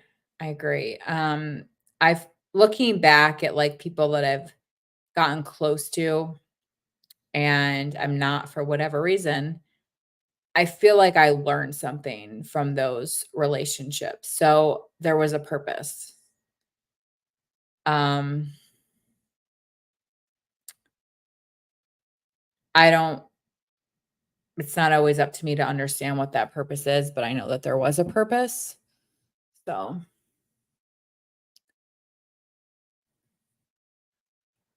no, if you hear a scary sound, don't go dark. I know I shouldn't. Well, the only reason that I did was because like I was gonna stay like fully dressed before my live stream, and then I was like, no, I've been in these jeans all day and I want to get in comfy clothes. So like I've got my like little booty pajama shorts on. So I was like, that's the only reason that I turned the camera off.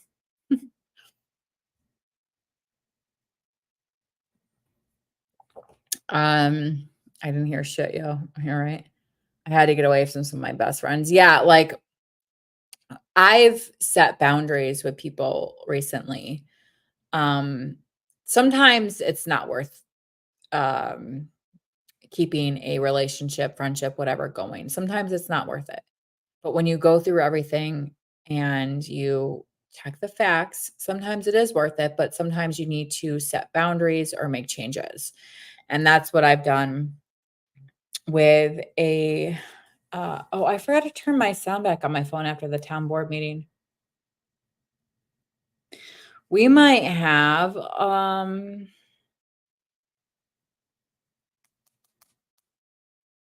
Gloria Michael may stop in and say hello at some point in a little while. We shall see. I was saying something about something probably, but don't remember what it was. Um, oh yeah, sometimes relationships aren't worth being salvaged, and sometimes they are if you're both willing to take accountability and change. I'm so stuffed, man. These meals are fire. Are they filling, Morrison? Because I feel like they have to be a lot of food. I mean, I can put away a lot of food, you know? For me to say I'm stuffed, that's like a lot of food. It doesn't mean you don't still love them, right? But sometimes you have to put your mental health above people. You have to do it. Sometimes you have got to say, "I love you, but this relationship is not working for me. It's not healthy for me." You know? Sometimes you have to do that. Exactly. You just can't be around them. Yeah. 100%.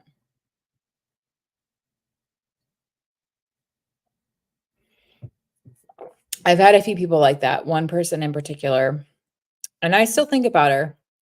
I still wonder how she's doing, and I still like, I know that we stopped talking, or I made the decision for us to not talk for many reasons, and those reasons still stand. But I have no, like, ill will for her. Sometimes I still think like, sit there and think back on the fun shit that we got into and laugh my ass off. Like, we had some of the funnest, most fucked up times ever. Um, but our friendship just got to a point where it was so toxic that I don't think that it was beneficial for either one of us. And that's not to say that it will never be addressed in the future and think because well, I'm gonna keep my mouth shut about that, but it could get addressed in the future. You never know. And I'm open to that. So we'll see. I don't know what's in these, but they fill me up in small portions. I wonder if they put like extra like whey isolate or something in them. Interesting. I'm gonna have to Google those. Are they expensive, Morrison? Like in terms of like astronomically more than like grocery shopping or what? But let me ask you, Morrison, because I don't actually think I even know this about you. Are you like a big cook? Do you cook a lot on your own or no? Like meals, like meals, you know? Something I always swore I would have in my future relationships, non-negotiable, i.e., if you cross these boundaries, I will cancel the relationship. And I didn't. So that's wait, so what, Joe Schmo, what did you swear would be non-negotiable? Did I miss something?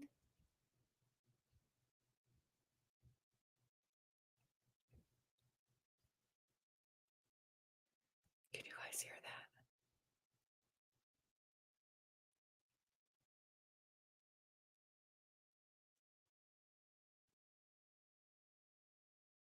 Can you guys hear that?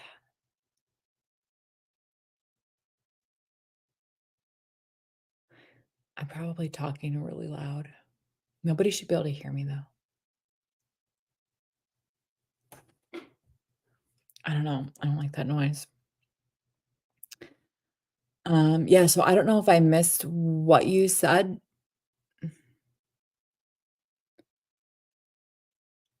Oh, so you're just saying something that you swore you would have in future relationships would be boundaries, right? So like if somebody crosses whatever boundaries that you've set, that's the end of the relationship. I didn't, so that's on me.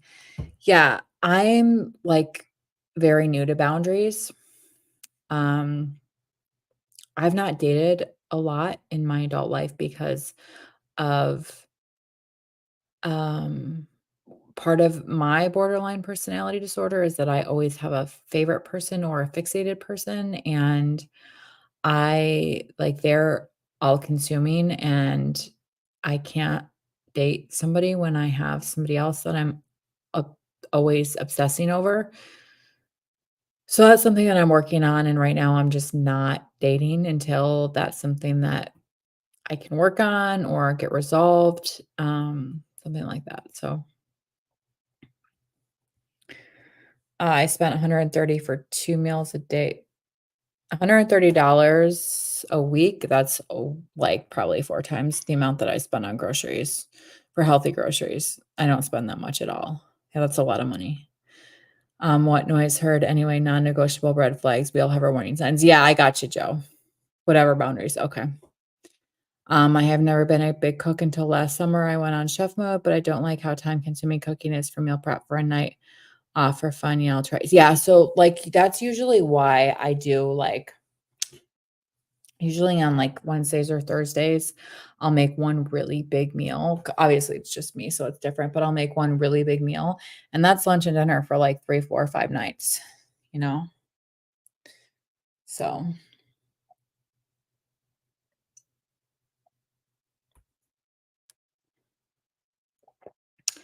I spend a lot more and also I get the upgraded meals. Okay. Yeah, I mean, I that's a lot of money. I feel like I get pretty healthy for the most part, minus a few things here and there. I get a lot of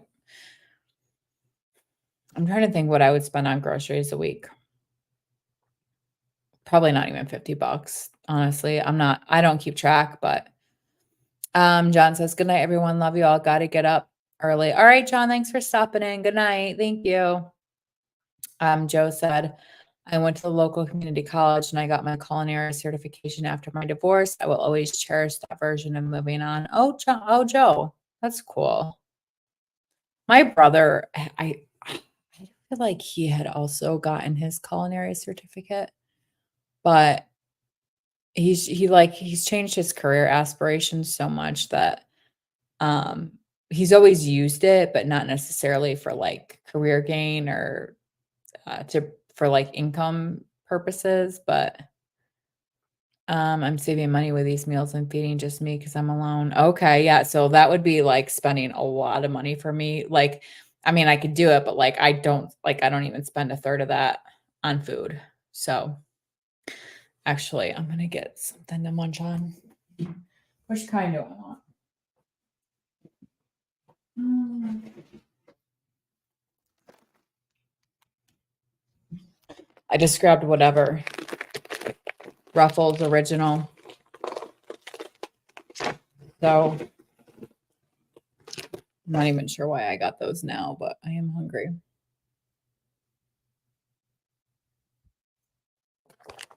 The thing is, like,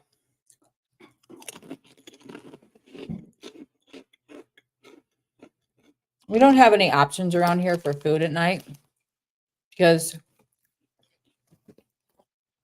fast food is not allowed where I live. Drive-throughs, things like that, they're not allowed in my town.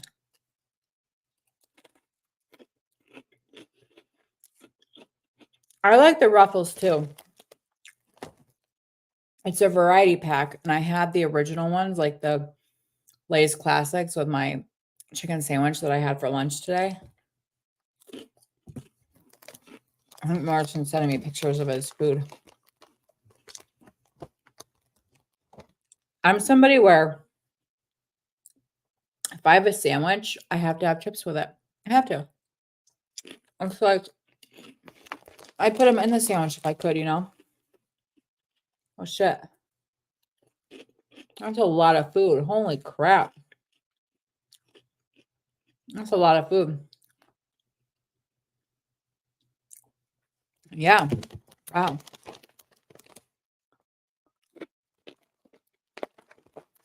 I don't know. All I know is I try to stay around like 1,800 calories a day, which is my total daily energy expenditure. So that's my maintenance calories. It's actually small portions. I was going to say it looks like a ton of food.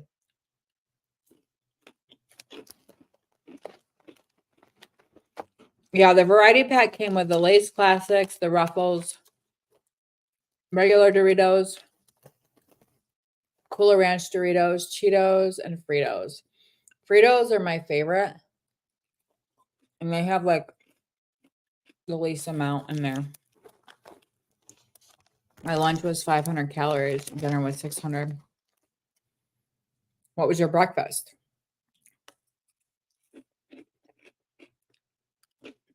Because I would assume that your TDEE is higher than mine. And you want to, so I don't know what your TDEE is, but if you're going for like 1 or 2 pounds a week, you want to stay like around like 500 below your TDEE. I just try to maintain mine now.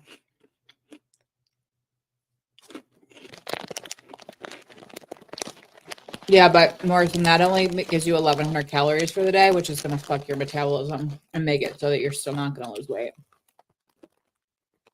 That's not enough calories. Okay, so you didn't have breakfast, but I would still have something else later before you go to bed. Because you, like, that's not enough calories to sustain you. That doesn't even meet, like, what your body needs, which is going to just jack your metabolism, you know?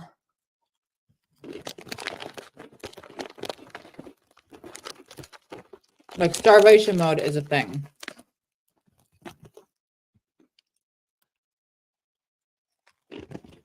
I know. I mean, you probably will lose weight for the first couple of weeks, but eventually, if you stop seeing like results, it's probably because you're not getting enough calories and your body is like scrambling to hold on to its own fat reserves because it's not getting enough calories, you know? I would calculate what your TDEE is. And if you're trying to lose weight, you want to go for like 500 below that, you know?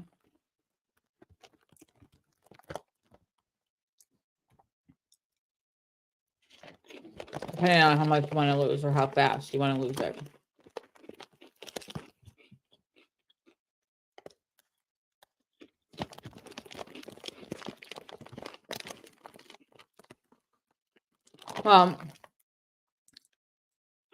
Yeah, more pure protein sources make you fill you up quicker. And a good healthy food, I think, fills you up quicker. You know, junk food, a lot of that stuff is like slider food. It just doesn't fill you up, you know? Here I am though, like craving all this like horribly unhealthy, delicious food right now. Like I'm totally not satisfied from eating this. Totally not satisfied.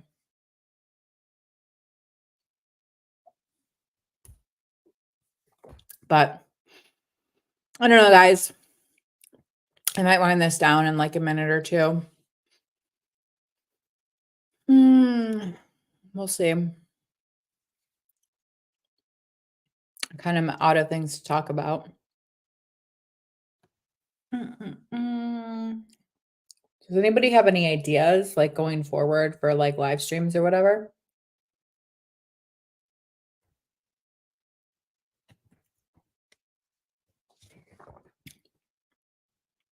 Look at, oh, it's his tail. I thought that was his leg. I thought he was, hi. I thought he was stretching. Hi. Want to come say hi? Come on. Come on. Come on. He's mad at me because I clipped his back claws today. I clip his claws, but I don't always clip his back claws because I don't really need it as much. Come on. Want to say hi? Say hello.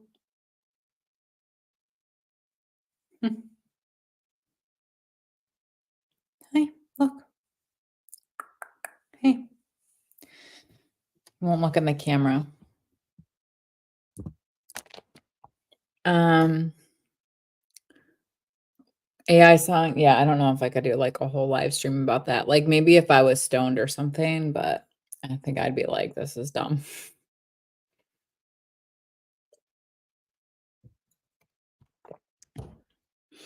Sometimes I'm like, thank God fast food restaurants aren't allowed where I live.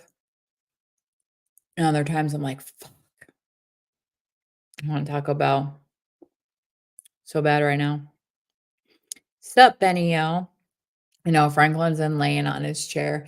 Bentley has, like, taken over all the furniture in the living room. If Franklin tries to get on any of it, Bentley will lay in and, like, run and get there first. Franklin's, like, 4 times as big as Bentley, and, like, he could just knock him off, but he doesn't, so Franklin has claimed the chair in my library/office. Say hi. Dude. You're a good boy. Hi. I am got to take both Franklin and Bentley to the vet in like 2 weeks, and I'm dreading it because I'm gonna have to trick them. For a while, like, I would try to get the carriers out a couple days before and get them used to it, but they're on to me, and as soon as those carriers come out, they are gone, and they will not come back out until the carriers are away. So what I'm gonna have to do, their appointments in the morning, I'm gonna have to get up in the morning and shut the bedroom door after we're all out of the bedroom so they can't go in there and hide under the bed. And then, the thing is, like, it's hard because 'cause I'm taking them both at the same time because it's easier, but it's not easier because when one of them sees the other going in a carrier and the other one takes off and hides. But if I shut the bedroom door, the only place that they can really hide is behind the couch. So I'm hoping I can get them both in a carrier. They both I'm gonna get them both vaccinated for rabies and probably distemper, and they both need wellness exams, and I need to find out why little Bentley is so skinny and can't seem to gain any weight because you always have so much hair in your tummy because you eat hair from everywhere. You lick it off the carpet, you lick it off yourself, you lick it off your brother, you eat my hair when I'm sleeping. It's a problem. So, maybe I need to move to fast food free zone. Yeah, right? It just doesn't fit with the aesthetic of my hometown. So, are you sedentary, Morrison? Because my it doesn't make sense that my TDEE is higher than yours. Because my TDEE is over 1,900 calories, and I weigh like 155 pounds.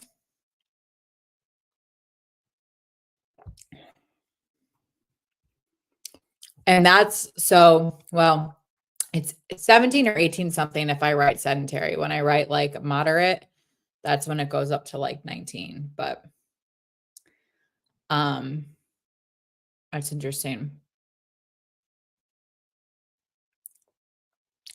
But if your TDE is 1,700, you're gonna wanna at least eat a 1,200 calories a day, at least.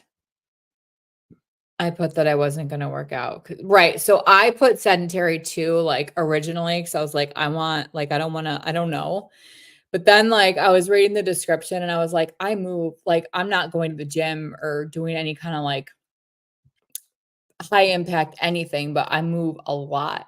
And so I put like I forget what the next step was. I put that and that put me at like 19 something something a day to maintain my weight.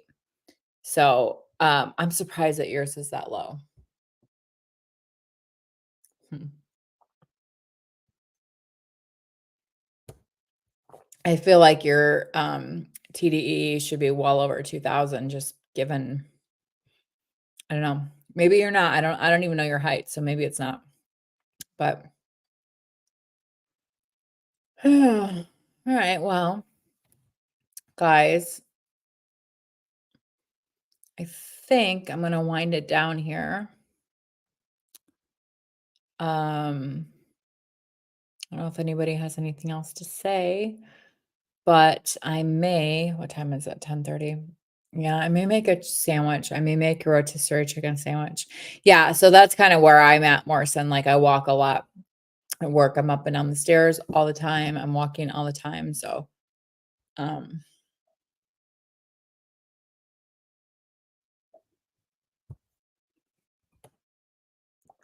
2,200 of movement. Okay, that makes sense. Mm, yeah, it's really hard with that to know exactly, but I don't know. If that were me, that's a pretty big variance though. 17 to 19, 17 to 22. That's a really big variance. I'm wondering, like, maybe if the calculator you're using isn't overly accurate. Um, but I would, if I were you, between 17 and 2,200, I would be trying to strive for at least 1,500 calories a day. Um, I feel like anything lower than that, and you're just gonna jack your metabolism. Yeah, I will. I don't remember which one. See, I used to have I got rid of all of my,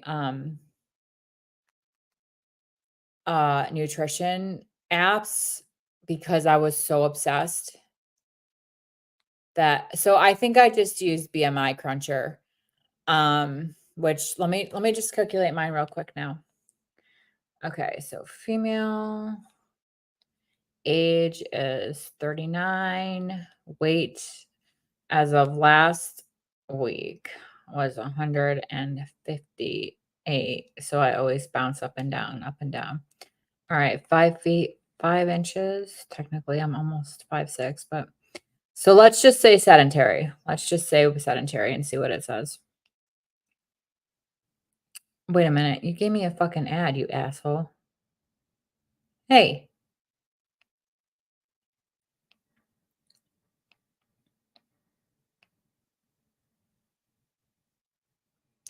Okay, so sedentary is for me is 1671 a day. That's only with 5 cups of water.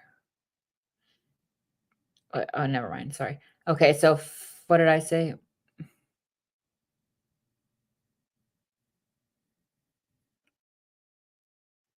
Where's the maintenance? Okay, so let me just go back and change it quick to lightly exercise.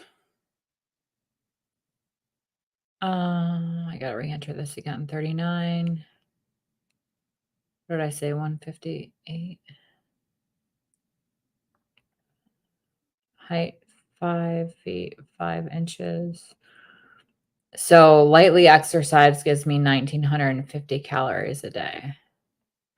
So if I were trying to lose weight, I would eat around like 1,400 calories a day, but I'm not trying to lose weight. I'm trying to maintain. So I'm not counting calories, but I try to stay around that. So anyway, I think I'm gonna wind things down. I think I'm gonna end things actually right now. Um, I'm gonna finish my glass of wine. I think I'm going to finish Scream. I started it, the original Scream yesterday, and I didn't watch it because I finished The Shining today. I think I'm gonna make me a sandwich and try to get to bed within the next like hour and a half. So that app is saying TDE for 2,400. And that's with movement. Yeah. So there's like, that's the thing. Like, I don't understand why there's such, I would maybe try My Fitness Pal and see. I am pretty sure they have a TDE calculator in there. Like I said, I deleted all of that shit off my phone because I was getting obsessive. But I would maybe try My Fitness Pal and see if they have one because they're generally pretty accurate. But I don't know. It's complicated. Like I said, calorie counting never worked for me in the first place. Like I had to do the fasting. That's like all that worked for me, but I don't know. All right. I'm gonna end it for the evening. I hope everybody has a good night. I will hope to see you guys next week. Maybe possibly. Don't know. Don't know what night it's gonna be. Don't know if I'm gonna pre-schedule it, but I will hope to see you guys next week. If not earlier, we shall see. All right. I hope everybody has a good night. Bye.